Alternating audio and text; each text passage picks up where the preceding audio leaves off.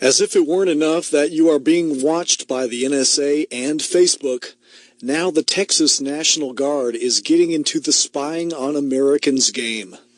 In his article for the American Conservative, Dan King explains. Dan, welcome to the program.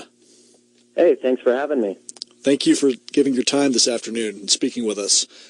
So, what are black boxes, and how is this different from the metadata that the feds collect?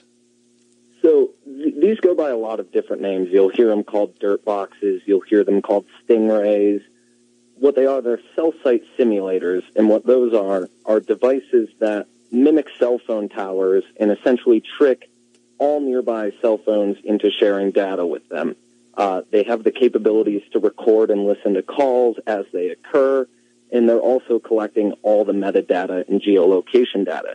Now, the Department of Justice has advised law enforcement organizations against recording and listening to calls, but these devices still have that capability.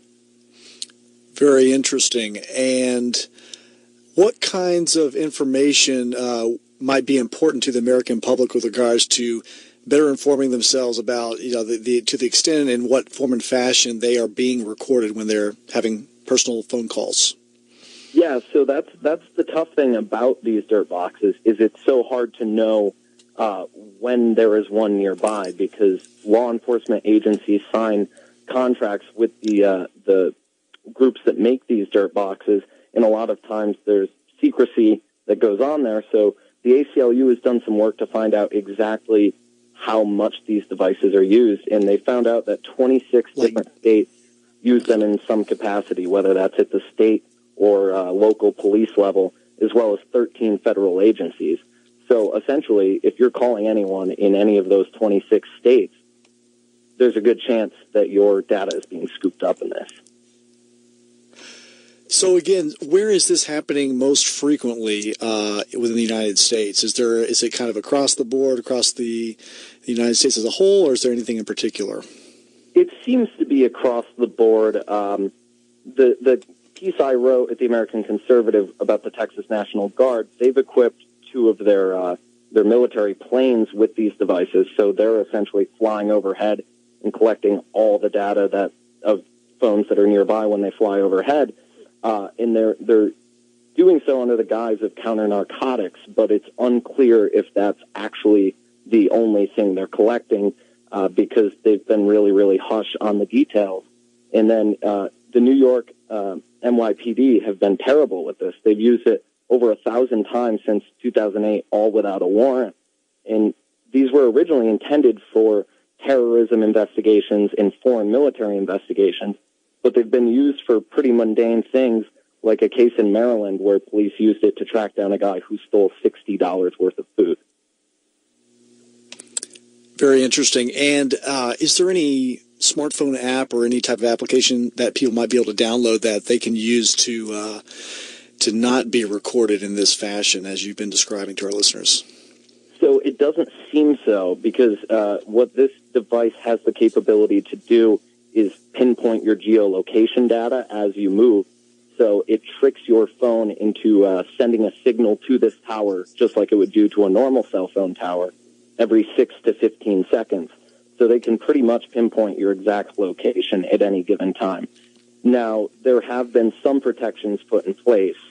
The D.C. Court of Appeals ruled last year that using this device without a warrant violates the Fourth Amendment.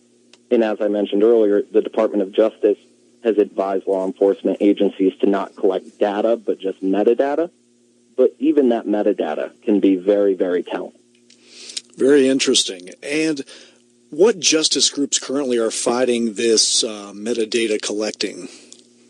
So the two biggest ones, and it seems like these are always the two biggest ones fighting for your privacy in the digital era, is the ACLU and the Electronic Frontier Foundation.